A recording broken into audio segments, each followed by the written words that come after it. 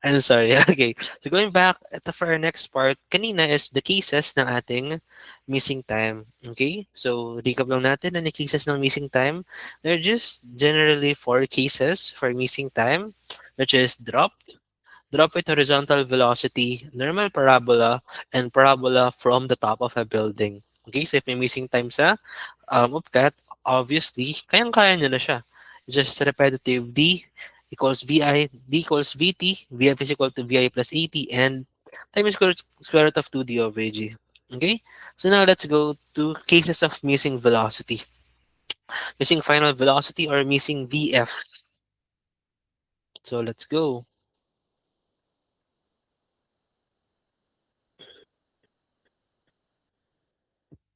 Problem number one.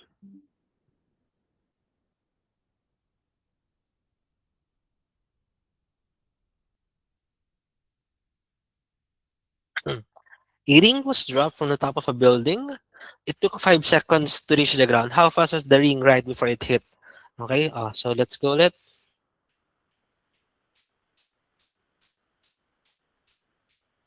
wait. Let me just rest. Hindi, wag na. So a ring was dropped on top of building. It took 5 seconds to reach the ground. So how fast was it? Isa-isinod natin. D, bakit yung ballpen ko? Ayan. So D is equal to V. Wait, let me zoom it in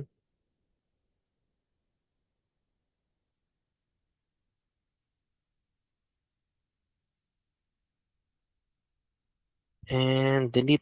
Okay, mag-zoom in. Alright. Ayan, pwede na. Alright. Okay, game. So ring was dropped, tapos it took 5 seconds. Okay? So this one is pretty easy, may imagine. So, dinrop. 5 seconds. Ito na yung given natin. Isa-isayin mo ulit yung formulas. What are our formulas? D is equal to VT. Meron bang given na distance? Wala. So mali siya. VF is equal to VI plus AT. Meron ba tayong VF na given? Siya yung hinahanap. Pwede. Meron ba tayong VI na given? Meron. What is our VI? If drop, our VI is equal to 0. So, meron. Meron ba tayong acceleration? Meron. Meron ba tayong time? Meron.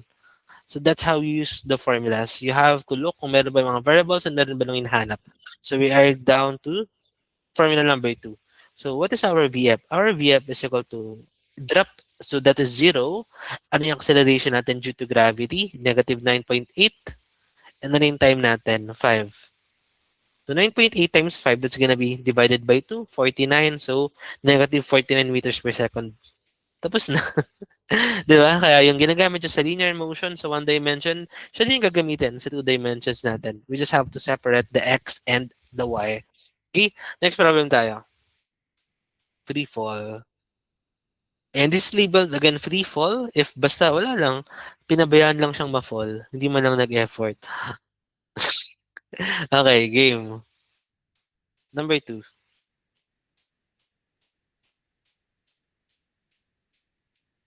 Ito, a ring was dropped from a top of one 440-meter building.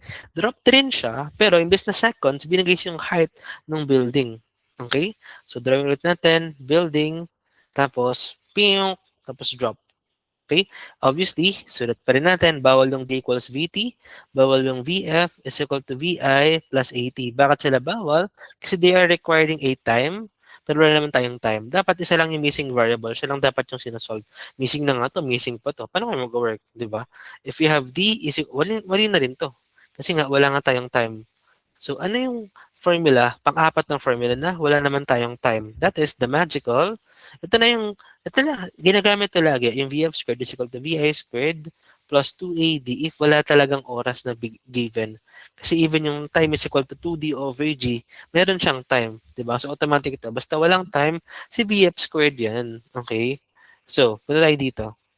Isipin nyo, pag walang time, yung VF mo na yung may problema.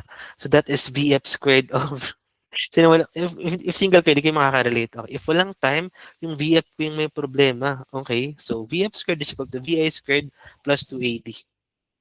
So, wala tayo dito. VF squared VI squared plus 2AD. Ayan. So, kunin natin siya. Velocity is, ito yung nawawala eh. That is VF squared. Ano yung VI squared mo? Zero pare. Kasi nga, drop lang siya eh. Ano yung 2AD mo? E di, plus 2 times negative 9.8 kasi wala naman if walang sinabing assume that gravity is negative 10, 9.8 ha. Huwag kayong mag-assume unless stated. Okay? Please remember that. Never assume unless stated. Okay? So, no assurance. So, negative 9.8 tayo dito. So, letter D natin, distance is, ito, 1,440. 1,440. Okay? So, mukha tayo, hello sir, kailangan ko ng calculator. No, hindi mo kailangan ng calculator. What is 9.8 times 2? 9.8, 9.8, 816, carry 1, 9, 18, 19. Uy, familiar. O, di ba? Familiar yung number, 196. Saan siya natin sinasa ulo? Saan siya sinasa ulo, guys? 13 squared, 19, 13 squared, 169, 14 squared, 196. O, diba? So, you have 19.6. Kaso, kita mo, may decimal ka dito, pero may zero ka naman dito eh. Eh, yung multiply mo naman sila. Diba? Kaya magiging 196 times 144 na lang to. Wow, para silang perfect square numbers. Kaya pinapasa ulo ko sa inyo, hanggang physics, bit natin yan. Okay, reason sinong sa ulo pa, hanggang 1 to 20 at least, nireport nyo siya natin si Lynn kanina, tandang-tanda na yung times 4 sa 17, 18, 19. Diba? Tatak na lagpas talaga. Okay, so now we have this. So, alisin natin yung square root. Ayan. So, with the square root of this, square root ng 196, that is 14. So, VF is equal to square root of 196, 14. Square root of 40, 144, 12. Okay? So, you have 140 plus 28, 160, ay, wait, 140, 168. Ayan. Okay. So, what's the answer for this one? We have 168. Okay, negative or positive. It should always, pare-pare. But it should always be negative kasi hinigit ka siya pababa ng gravity eh. So, 140 plus 28, 168. Negative 168 meters per second. So, medyo madali pa siya if VF lang kasi either this, VF is equal to VI plus 80 or this. Pero as much as possible, ako ilang seconds na namin tinatag. Pero dalawa lang dyan yung computation. So, hindi naman na kayo matatagalan na isulat nyo yung limang formulas. D equals VT, VF equals D is equal to VT, VF is equal to VI plus 80, D is equal to VT plus 80 squared, VF squared is equal to VI squared, di ba? Ratratin nyo na. And our magical fifth nga, time is equal to square root of 2D over G. If and only if VA is equal to 0. Okay? Any questions? So let's go to problem number 3 for missing velocity. Okay, ito naman, horizontally. Cases 1 and 2 is vertical drop. Tapos, meron lang silang difference sa time and height na given. Ito, horizontal drop. So our horizontal drop, a ball was thrown horizontally from the top of a building with a velocity of 120 meters per second. If it took 5 seconds to reach the ground, how fast was the ball moving? Remember, kapag tinrow na siya horizontally, the key here is resultant. Okay, you have to get the resultant. Why? Kasi, ang taas naman ng building ko. Ayan. If ito yung bola natin, yung, okay? Pagdating dito, yung horizontal velocity is equal. Okay? Ayan siya. Horizontal velocity is equal. That is 120 meters per second. Pero meron kang dagdag na vertical velocity.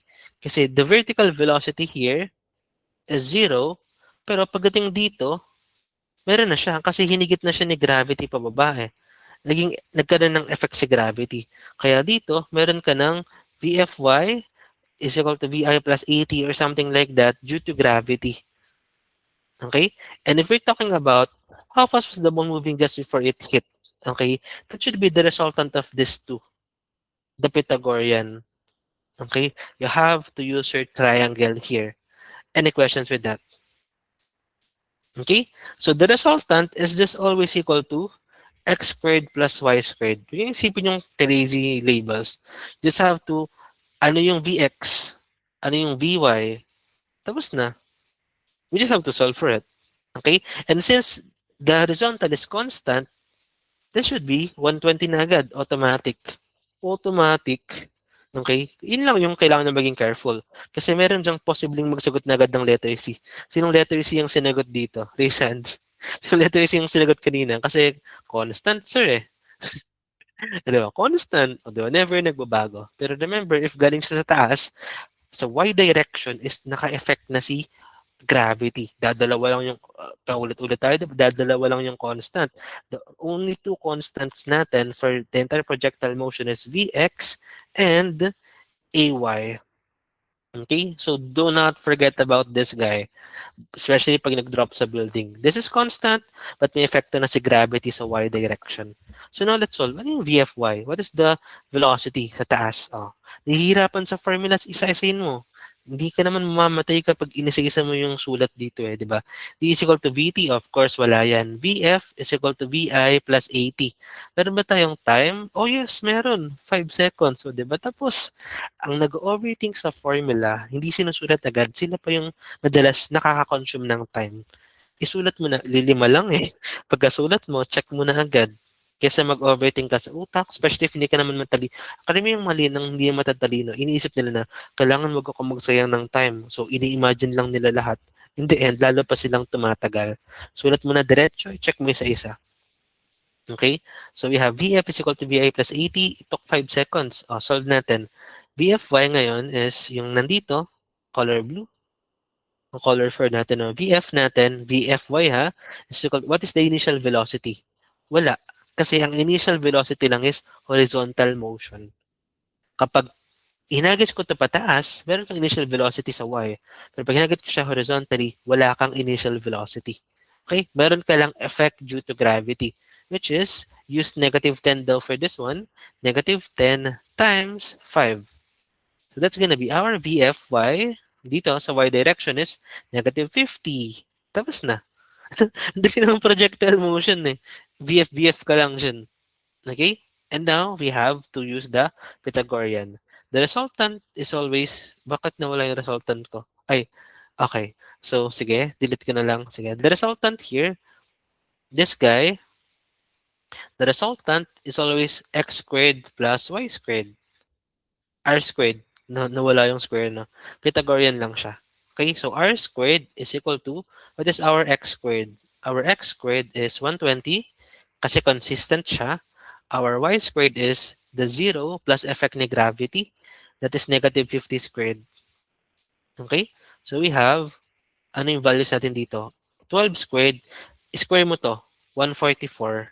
Square mo yung 0. Dalawang 0 plus 50 squared is 2,500.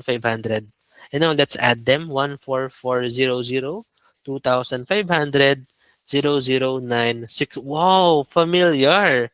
O, anong square root na to? Di ba? Napaka-useful ng 1 to 20 squared. Kesa naman pagdating ng ganito, magko-factor out ka pa. So, please memorize 1 to 20 squared. Just as a quick recap, sino yung mga bagong register sa Hulyo? May nakita kong mga bagong register sa Hulyo. Reasons nga, yung mga bago sa Hulyo, wala ba dito? Nakatulog na. Dito kanina sila Valencia eh. Ayan pala. So, sa mga bago sa Hulyo, if hindi niya pa rin sa Hulyo 1 to 20 squared, dito siya sa fundamentals. Where's the fundamental? Ito. Fundamentals GCAS. Tapos, think, ito. Mental division, ayan, how to square 1 to 20. Okay? And nandiyan na rin yung web app for practice. Ayan, multiplication table. So please, hindi lang siya sa math. Even sa physics, gamit na gamit yan. Practice nyo lang dyan. Okay, mga bago sa Hulyo. Alright. So, kung tayo dito, balik tayo dito. Share this tab instead. Alright. Oh, di ba? Oh, familiar. 169 squared. So, r squared is equal to square root of 169. Ay, sorry. Baka naman sulat. 169 tapos times 100. Kasi 0, 0 to eh. Pinaghiwalay ko lang para madali siyang square root. Okay? What is square root of 169? 13. What is square root of 100? 10. Okay? So we have to multiply them. 13 times 10. Kaya if nakaganto, guys, 13, tapos if dalawang 0, ipasok mo yung isang 0. 130. So R natin, the resultant speed is actually 130 meters per second. And common sense na lang yung since pababa siya, that is negative. Okay? And now we have the final answer. Mali itong mga nag-120 kanina. Okay, hindi nyo sinama yung resultant. The actual answer should be negative 130 meters per second. Any questions? Ayan. Wow, magic. Ang saya. O, 'di ba? Look, may ginamit ba tayong mahirap ng concept? Wala. It's the consistent, constant, and VF is equal to VI plus AT. The resultant, kaya hindi ko na pinapasulit yung resultant kasi lahat naman ng resultant, Pythagorean theorem lang siya. X squared plus Y squared lang siya. Okay? Any questions? Alright, so let's go to the next one. Lakad, matatag. Uy, dalawa na lang. Dalawa na lang, guys.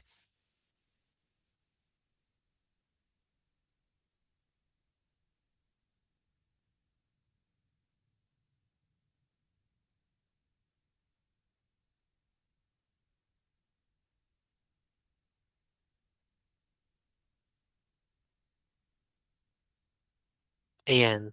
A ball was shown horizontally from the top of a 140 meter per horizontal velocity. What is the... Okay, ito naman, biglang ang hirap. No, may square root. Try natin. Kanina, given is time. 5 seconds. Ngayon, ang given is the height of the building. O, ng case building na tayo ng malupit, ha? So, ang height na to is, dito lang sa kabila, ang height na to is 144. Pangit naman. Ang height nito is 1,440. Okay? Ano na yung gagawin natin? Oh, gawin na natin. Same concepts. You have a bola and then tinro siya horizontally. And, okay? What is the velocity of the ball before it reaches the ground?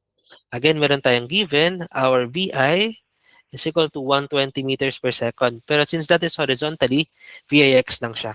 And again, VIX is constant all over hanggang dulo. So your first velocity here is already VI is equal to V na lang, VX na lang. VX is equal to 120 meters per second. Kasi equal lang sila. Okay? Punta tayo ngayon sa Y direction. Sa Y direction, we don't know this piece of crap. Okay? Try natin siya sa solve. Walang time. Ano nga yung formula natin kapag walang time? VF squared is equal to VI squared plus 2AD. Automatic na yan. 'Di ba? Even if isa-isahin mo yung D equals to VT, may T. BF is equal to VI plus AT. D is equal to VIT. Ito na lang, pag walang time. Okay?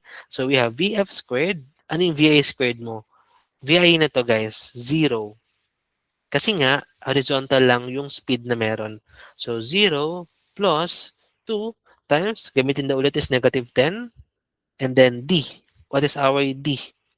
Ang D natin dito is 144.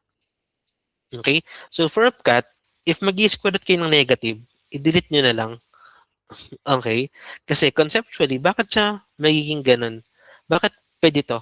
Conceptually, guys, this 144 should also, this 140 should also be negative. Why? Kasi ito yung reference point mo eh. Tapos your distance is nasa baba. So yung dy mo should be negative 1,440. That cancels out the negative here. Pero for upcut, just for fun fact, if dito ka sa VF squared, if nagiging illegal, lagi siyang negative 10. Okay? Pero if nagiging illegal na, tapos square root, ikaw yung may mali. Nakalimutan mo lagyan ng negative sign yung dy. So if ganun, alisin mo lang yung negative ng negative 10. Okay? Removable lang yung negative ng gravity if under the square root kasi more likely ikaw yung nagkakamali. Sa iba, VF is equal to VI plus 80 and everything na hindi naman mag-square root, hindi mo aalisin basta si negative sign kasi binabawasan na yung speed eh. Dito lang siya pwede.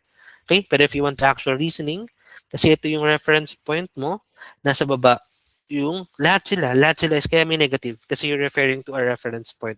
So negative, negative canceled here. So we have VF squared is equal to 2 times 10 times 1 for 40.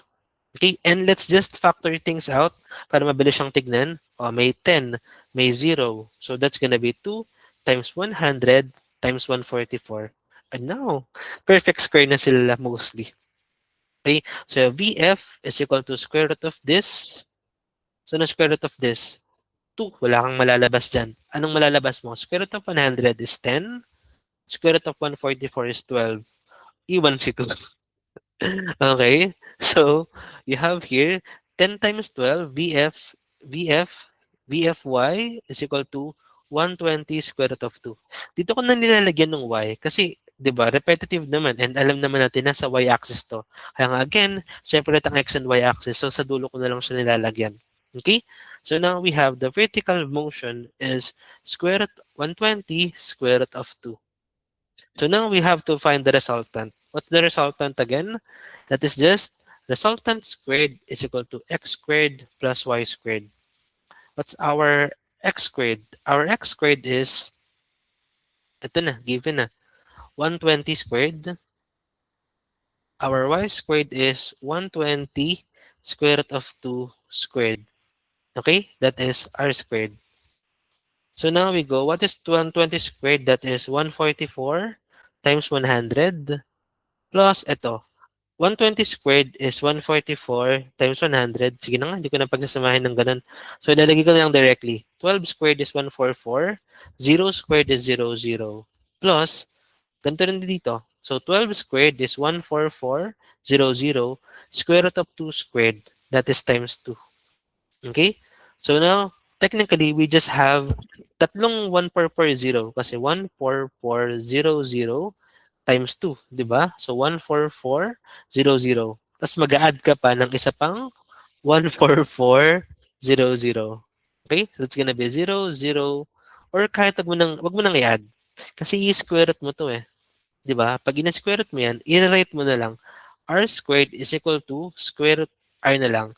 R is equal to square root of, di ba 14400 to lahat. So 14400 times 3. Kasi tatlo mo na siyang gagawin eh. Tatlo mo na siyang i-add. Okay? So ngayon, let's get the square root. Anong square root ng 144? 12. Anong square root itong dalawang 0? Pag may dalawang 0, that means 100. So that is times 10. Ang matitira sa loob yung square root of 3. So now we have 120 square root of 3. Even without adding this. So remember that na ha, hindi mo na kailangan i-add to kasi pag in-add mo yun, ifa-factor out mo din si 3. Eh, basta mag-square root ka nga, you have to factor out. So, hindi mo kailangan i-simplify lagi lahat ng pulido sa dulo. Okay? So, our final answer here is 10, 10, 10, 10, 10, 120 square root of 3. That is letter B. Any questions? This is the most common trap. Kasi yung iba, ito na yung sasagot. Pero remember, basta resultant, may X and may Y. Okay? Any questions? Ganda ng physics. Ganda ng numbers ko, no? Ang galing naman. Alright, questions? Okay, so final item tayo. Alright. Okay, so for the final item, ito na yung pinakamahirap sa lahat. As in, pag tinitigan mo to, mapapatitig ka na lang talaga. As in, di mo na alam yung gagawin. Okay? So for the final item, ten, ten, ten, ten, ten, the hardest of everything. After landing, some random guy kicks the ball at an angle of 30 degrees with an initial speed of 25 meters per second. Okay? So, huwag mo nang pansinin yan. Story lang yan eh. Ito na lang tayo. Some random guy kicks the ball at an angle of 30 degrees. Okay? So, 30 degrees. Okay? Natigil. Take 2. Wait lang. Ayan. So again, this is the hardest problem of them all. After, recap lang natin yung cases ha. Ang cases natin is, din lang pala, dropped. Dropped, given yung seconds. Dropped, given yung height ng building. Okay? And then, dropped from horizontal motion, walang vertical motion. Then drop, horizontal motion, walang initial motion, vertical motion. Given lang yung seconds, given yung height. And kita nyo kung gano'n lang siya kadali. And our hardest example is this. Okay? Ang pinakamahirap sa lahat ng mapapatitig ka na lang. If may bola, huwag mo nang pansinin to. It's just some random guy kick the ball at an angle of 30 degrees. So, and meron kang 20 degrees. Plus,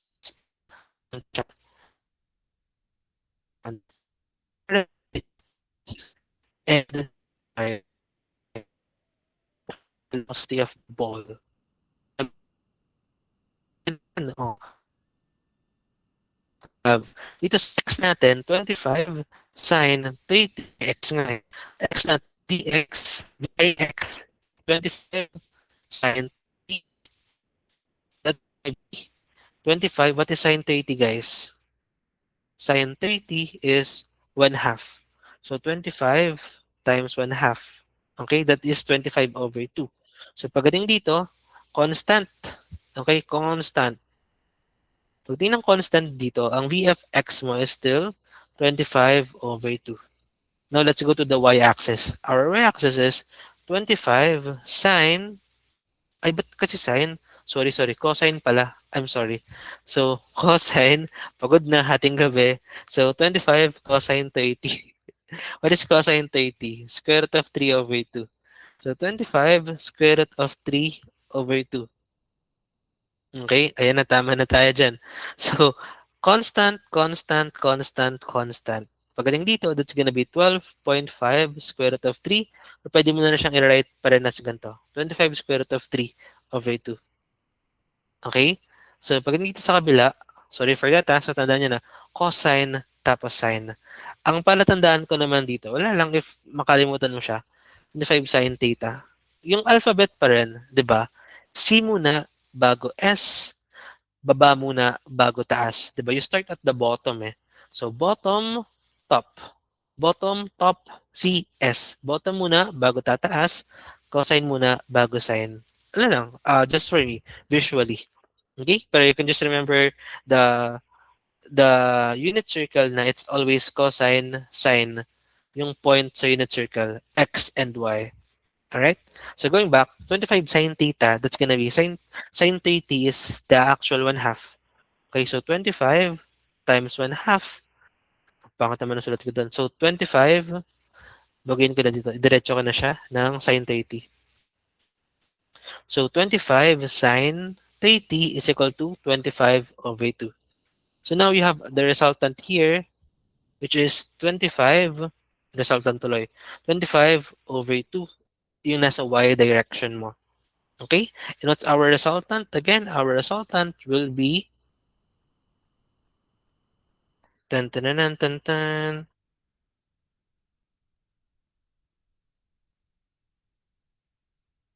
Gets mo ba? Gets mo ba? So, double check lang, cosine square 30, tapos sinus 1 half. Tama naman. Okay? So, our resultant squared will be x squared plus y squared. Okay? What is your x squared? Your x squared is this guy. 25 square root of 3 over 2 squared plus what is your y squared? Your y squared is 25 over 2 squared. Okay? So now we solve for this. So what is this gonna be? 25 squared, that's gonna be 625 times 3. And what is 2 squared? 4. Okay, so 625 times 3 plus, what is 25 squared? 625 paren. What is 2 squared? 4. Okay? Since same naman sila ng fraction, pag squared guys ha, both taas and baba. Since same naman sila ng fraction, we have 625 times 3 plus 625. Oh, over 4. Katulad ng nasa kanina, 'di ba? 625 times 3. So 625, 625, 625. Plus isa pang 625. So you can simplify this as 625 times 4 over 4. 'Di ba? Or you can just, kita mo times 3 tapos plus 1, edi times 4. Ngayon, cancelled na siya. Okay? And now we have remained na r squared is equal to 625 and r, anong square root ng 625? 25. What? What do we have here? After all the long computations, the hardest problem actually pointed out into kung ano yung initial velocity, ang initial velocity natin, 25 meters per second. Siya rin yung final after all the computation. Bakit kaya? Kasi common sense. Okay? Kita nyo, ito yung parabola. 'Di ba? 'Di ba sabi ko, parabola can be divided into two, tapos time 1 is equal to time 2. Reflection lang 'yan eh. Ibig sabihin, kung yung paalis mo dito is 25 meters per second, no matter what happens, ang pababa mo dito is just gonna be negative 25 meters per second. That's one of the most important characteristics of a projectile. Whatever your speed here is, kunyari, this is gonna be 100 meters per second. Pag nag-stop ka dito, 'di ba? Kung gaano katagal yung time na binigay mo, ganun lang din yung time na i-add ni gravity eh. So magiging negative 100 meters per second lang din to. Okay, gravity will not add, baga, ito yung VI mo, VIY, kung gaano siya katagal binawasan ni gravity, gano'n lang din siya katagal dadagdagan ni gravity. Kaya, kung ano yung positive dito, magiging negative lang siya dito. Ito actually yung easiest case. You don't have to solve for everything. For projectile motion, kung ano yung resultant dito, magiging resultant negative lang siya dito. And we just proved it. No need to compute for everything here. Once you see this question, after landing, some random guy kicks the ball at an angle of 30 degrees. The initial velocity, the initial speed is 25 meters per second. E resultant na to eh. Diba? Siya na yung result ng X and Y. So yung X and Y dito, siya din yung magiging result. Magiging in the negative direction lang siya. Any questions? Applicable mo sa lahat ng variations ng ganyang type ng question? Yes, except if tumaas. Except if galing siya sa taas ng building. If galing sa taas ng building, mas mahaba yung time to niya. Okay? So, hindi na siya VF na equal lang. Pero if nasa top siya ng building, it's like less than 2% dyan sa lalabas pa siya. Hindi ko na siya include. Less than 2% dyan sa lalabas pa siya. Okay? Ang usual na lalabas is, ayan, top ng building pero horizontal lang. Okay? Pag top ng building tapos naka-angle pa, hinanap yung VF, medyo super less likely na siya. Okay? Kaya again, for VF, our cases is just dropped using time and using D. Horizontal velocity using time and using D. And kapag may angle, equal lang sila. Okay? Hindi ko na ituturo yung VF ng from dito. Pero if you need that, it's just gonna be the same. Why? Kasi tinuro ko na dito yung time. Di ba? So VF, pag nakuha mo dito ng time, pag nakuha mo na yung T2, paano mo kukunin yung VF? VF is equal to VI plus AT. Ano yung VI mo? Di ba galing ka sa nag-pause? So, nadraw ko lang. If you still want to answer, if gusto mo yung top ng building, di ba? This is half. Di ba dito nag 0 meters per second tayo sa VIY? So, VF dyan is equal to VI, which is 0, plus AT, na yung T dito is yung bagong time to na included na tong buong to. Kasi yung time mo dito short lang. So once you solved for T here, which is tinuro ko na kanina, ito na lang din siya. That's how you solve for the VF if top of the building tapos may angle. But if VF tapos may angle, which is more likely, tapos di naman siya top ng building, same lang siya ng arc. VI here is equal to negative VI here. Any questions? Siya na yung VF dun. Wow, magic. So that's it for the time and for the VF and we're the case built. Repeat nyo na lang yung mga formula. 5 formula. Again, just one last glance for, di ba? May ginamit ba akong super duper complex piece of crap? Wala naman. Okay? And yung isa pang usual question dito is, ano yung final distance horizontally? Yung final distance horizontally, that is our first D is equal to VT. Okay, so bukas ko na siguro turo to. So D is equal to VT. So once you solve for the entire time ng parabola, remember, even if sa parabola, we used the time 1 vertically, the time 2 vertically. Eh siya yung time ng buo eh. So we can use VT na yung constant lang ng velocity in the x-axis. Tapos siya na yung range dito. Okay? Kung alam niyo na solve mo sa y, yun din yung mangyayari sa x. Kasi nga, we just need to solve for them separately. Any questions? May G ka sa Pleasix? Yes, meron. So, repost ko na lang siya mamaya rin kung wala ka pa dun. Right? So, yun lang siya guys for projectile motion. Remember, hindi mo kailangan sa uli yung super duper phase complex stuff kasi more likely concepts naman yung lalabas dito eh. But if ever may computation, ayan, our magical formulas is once again, for one last time, sabihin natin banggitin, D is equal to VT VF is equal to VI plus 80, which is the very elementary-ish. Okay? Leveled up ng konti, D is equal to VIT plus 80 squared over 2. And the final one is VF squared is equal to VI squared plus 2AD. And the bonus is T is equal to square root of 2. Bakit nang ganun?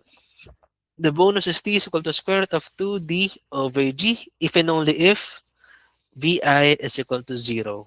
And you already knew na maging VI is equal to 0 if dropped siya or mag-i-stop ka dito. Ay mag-stop ka sa peak and i-consider mo na VI siya. Any questions? Alright, so that's it for tonight, guys. See you tomorrow. And we still have 4 days, 5 days. Ano ba ngayon? Tuesday ba ngayon? Oh, Tuesday. I still have 3 days. 3 nights for RepCat. I'm gonna stop the recording and let's take a picture. Ayan, with people.